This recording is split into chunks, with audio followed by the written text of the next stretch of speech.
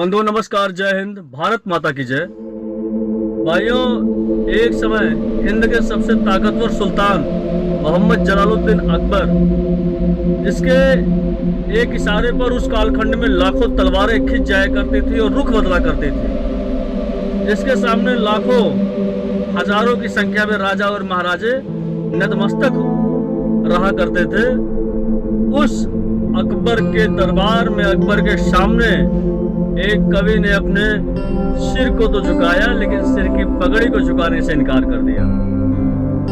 इसी घटना को हमने काव्य रूप देने का प्रयास किया है, तो आइए चलते हैं अपनी एक मानसिक यात्रा पर 16वीं सदी में, जहां अकबर का दरबार लगा हुआ है। सभी तरफ है एक उत्सव, आज सजी है फिर दिल्ली, चहल पहल है खूब मची, आज सजी है फिर दिल्ली। बड़ा ही सुंदर मंच बना है, बहुत ही सुंदर प्रायोजन है, कवि सम्मेलन और मुशायरों का सुंदर आयोजन है। तलवारों के संग योद्धा बैठे बैठे मुगलिया सिपह सलार, राजा महाराजा भी बैठे बैठे एक से एक कलमकार, साधारण जन भी बैठा, वो भी काफी उत्सुक है, बड़े बड़े कवियों शायरों को सुनने वो भी काफी इच्छुक है। एक तरफ है तख्त मुगलिया, जिस पर बैठा शहंशाह, सलाम ठोकते जिसे न थकते राजे महाराजे वजीर बादशाह। तभी अचानक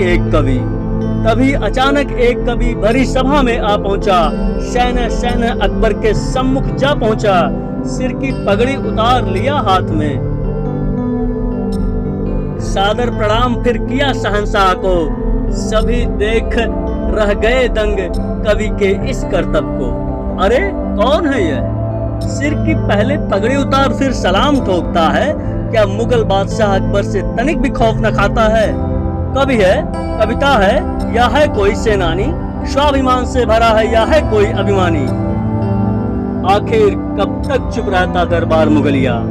अंततः बोल पड़ा एक सिपह सलार, फूट पड़ा उसके मन से क्रोधाग्नि का तीखा ज्वार।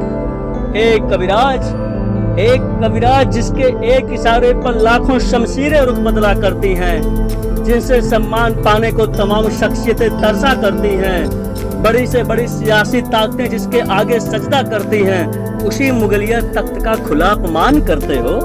पगड़ी उतार फिर शहंशाह को सलाम करते हो।